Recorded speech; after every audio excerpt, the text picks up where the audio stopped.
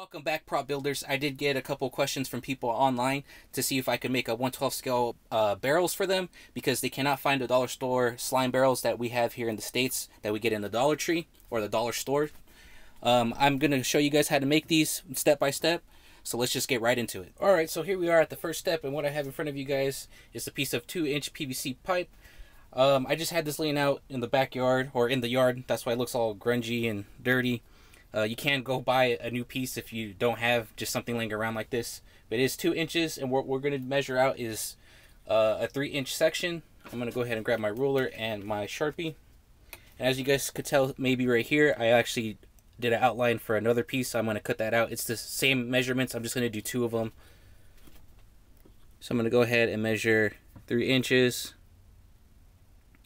And as I measure this out, you're just going to rotate it and just measure another dash on there. It just makes it easier to follow a line. And again, another dash until you go all the way around. And as you guys are measuring this out, I do have my hot knife that I had a video on showcasing what you could do with it. I'm actually going to cut the PVC with this. It's warming up right now, so I'm going to end up cutting this off camera. I just want to let you guys know you guys can cut PVC with a saw or a handsaw or a table saw. There's even a specialty tool at the hardware store that helps you cut PVC really easily. But I don't have any of that stuff near me right now. I'm just going to use my hot knife. And like I said, I'm going to go ahead and cut with my hot knife off camera, and we're going to come back with the cut piece. So here we are with the piece already cut out. And the measurements for the barrel from the dollar store is a little bit under 3 inches. That's why I said to measure this out at 3 inches, because when you are cutting, it'll give you a little bit of wiggle room if you do mess up. And I did just a little bit. As you guys can see, I'll put up the measurement right here next to it. Hopefully you guys can see with the glare. It's just a little bit under 3 inches. And since I did use my hot knife to cut this off, as you guys could tell, the edges are a little rough, and we're going to go ahead and sand that down with 220 grit sandpaper. It's a really fine sandpaper. I already started on this side. It's pretty much clean. So I'm going to go ahead and sand this down. Just show you guys, you just want to have a flat surface that's even. So when you do sand this on the table, you have your table even, and it's going to come out even at the bottom and on the top. If you have a slanted table, or not a slanted table, an uneven surface, and you're trying to sand this down, you're going to get this side uneven, and your barrel's not going to sit flush to wherever you're putting it. So I just wanted to share that tip with you guys. I'm going to go ahead and sand this off camera because I don't think you guys want to hear PVC getting sanded. Alright, now that I have that evenly sanded on both sides, I just want to give you guys a quick look at this side that's freshly sanded. It's pretty much even besides this little defect right here, which I'm going to go in with a nail file and just clean up the inner edge right here, because there is some flashing in along this edge, which you won't get it sanded down if you're just using it like this. So I'm just going to go ahead and go inside the inside of the PVC and the outside and just clean up that flashing. Make sure this is nice and clean looking.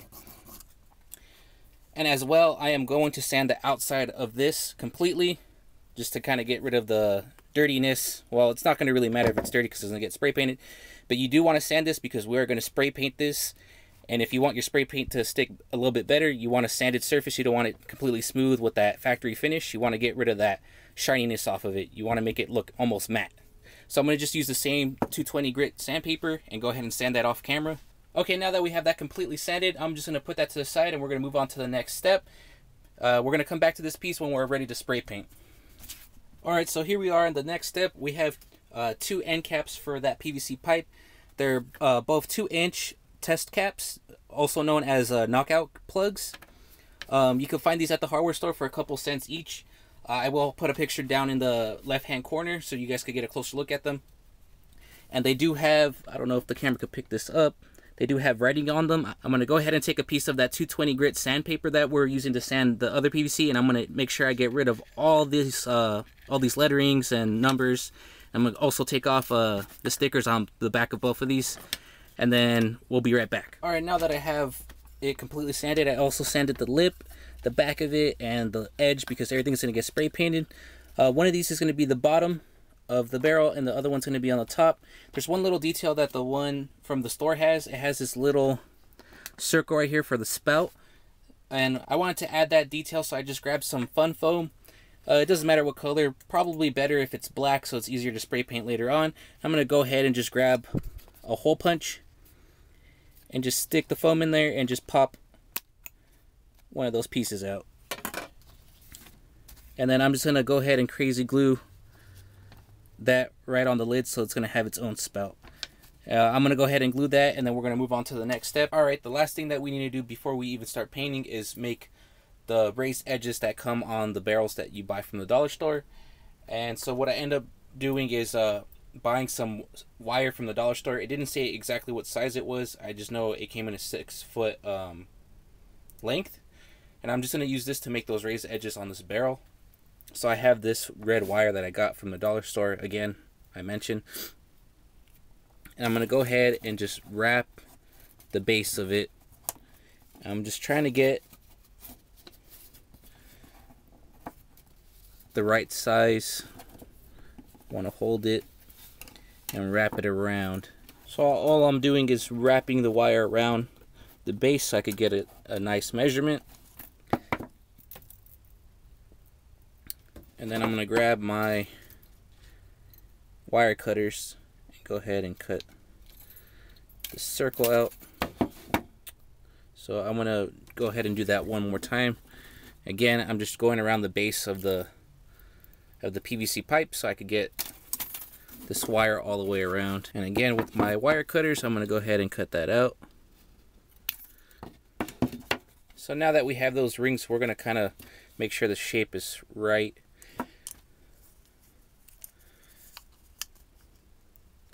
And what we're going to do is glue these right in the center of these, so it's going to look something like this.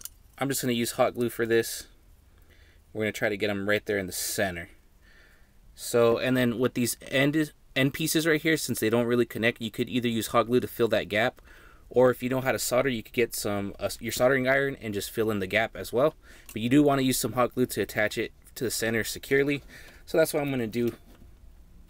I'm just going to eyeball it. I want both of these right in the center. I already have my hot glue gun warming up on the side.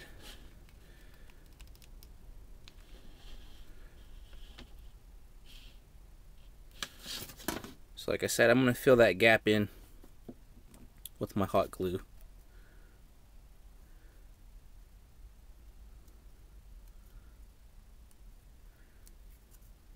Kind of get that in place.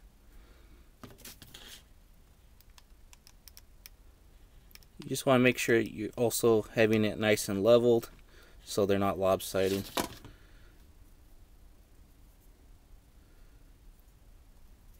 So I'm going to go ahead and glue these on with some hot glue, and we're going to come right back, and then I'm going to go on to spray painting. Alright, now that I have the wire hot glued in place, I just want to show you guys a close-up. As you guys can see, I just went above and below the wire and just filled it in with hot glue very slowly to create a fake weld line. So when we spray paint it, it's going to be a smooth transition. So it's not just raised and there's no gap in between. So I just filled that gap with hot glue. You might want to give this wire a little bit of sanding since it does already have paint on it, and to get rid of the extra hot glue as well. But pretty much we're ready to spray paint. I'm going to use two different colors. I'll explain to you after I'm done spray painting this, but we're actually going to spray paint this and the two lids. So I just want to put it together real quick before I go spray paint it so you guys can see it's starting to look like one of those dollar store barrels. It's slightly bigger, but it's doing the job. So I'm going to go ahead and spray paint this, and we're going to come back to the next step. Alright, here we are with the first coat of paint. I used a hammered Rust-Oleum. If you guys do like this color, you guys can stop at this step. I'm going to add another coat of paint. It's going to be a black paint. And I'm going to show you guys the reason for that when we go on to the next step. I just want to show you guys how it looks now. It's pretty much looks like a barrel now. I'm just going to go ahead and put on both caps. And so that's what it looks like. And like I said, I'm going to go ahead and put another coat of paint, and we're going to move right back. But before I go do that, I want to make sure to let you guys know, with the paint that I used, it takes up to 48 hours to fully cure. You can add more coats of paint on here after about an hour or so of drying, but you want to make sure your spray paint is fully cured before you go on to the next step, because that's going to make a difference for the next technique that I'm going to use. Alright guys, here's the second coat of paint. Already all painted up. I used a flat black. I made sure I left this to cure for about an hour to dry outside in the sun to make sure it's fully dried. And like I said before, we added a Rust-Oleum hammered color. This is a Rust-Oleum flat black. I'm going to go ahead and use the technique that they use in automotive when they paint cars up and they try to use different techniques for painting. I learned this from a friend. Basically, since we have the undercoat, that shiny hammered Rust-Oleum color, and I put the flat black here, if you don't want your barrel to be scratched up or beat up or anything like that, you just want a plain barrel, you could leave it at this and just spray paint it any color you want, or this flat black. But I do want to add scratches to it, and I just want that extra element, so I'm going to use this method. And basically what the Scott Brite Pad does, which is this green pad right here, basically what it does micro scratches onto the paint of the surface. It only takes the top layer off. It's actually way better than using sandpaper or even fine grit sandpaper, because sometimes you could gouge your plastic or even the paint too much. This actually gives you more control over that. So I just want to show you guys on camera before I weather all this. You just want to take your Scott Brite Pad and just rub it onto the surface. And like I said, this makes micro scratches on it. And it looks super realistic. If you do use sandpaper, sometimes you get scratches that are too deep or too wide. I don't know if you guys could catch that. I'm going to do a little bit more on camera so you guys can really see the effect of this. And this is only scratching the top surface. It's not going to scratch the other paint. That's why I told you guys in the previous step to make sure your first paint is fully cured. Make sure you wait that 48 hours. So I'm going to go ahead and just rub this on here so you guys can really see how this affects it. Let's see if you guys could see that. So yeah, it gives it these micro scratches on there. You could really weather up your barrel this way. And this will work too if you want to spray paint these yellow. You can spray paint these yellow, but make sure your first coat is a metallic color, so when you do scratch it up, you get that metallic undercoat. So I'm going to go ahead and finish weathering this up with a heavy duty Scott Brite Pad, and then we're going to come back and look at the finished product. So as you can see, I finished buffing it with that Scott Brite Pad, and I'm just going to bring it a little bit closer so you guys could see. You can't see the undercoat of that hammered metal Rust-Oleum spray paint on there, and you could keep going at it with the Brillo pad for a more weathered look, but I like it right here in between. It's nice and scratched up and beat up, and you could tell there's more parts that's more worn. So I hope that's picking up on camera. If not, just check out the photos at the end of this video. And that's it. That's how you make a 1/12 scale barrels out of scratch, basically. So if you guys can't find the dollar store barrels with the slime in them, this is a good way. One thing I do want to add, if you don't want to mess around with the metal wire, you could use rubber bands and just paint them with acrylic paints. I tried them with rubber bands first. I tried spray painting on them, and then a couple days later, I guess the spray paint made it brittle somehow, or I don't know if it's the rubber bands I was using. Those are two good alternatives, or even use craft foam, cut them out into strips, and then glue them on there. But other than that, guys, I hope you guys enjoyed this video, and if you guys did enjoy it, don't forget to leave a like, a comment, and hit that sexy subscribe button.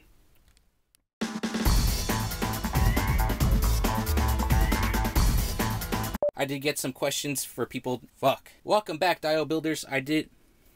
Damn it. Here we are at the first step, and what I have in front of you. Fuck.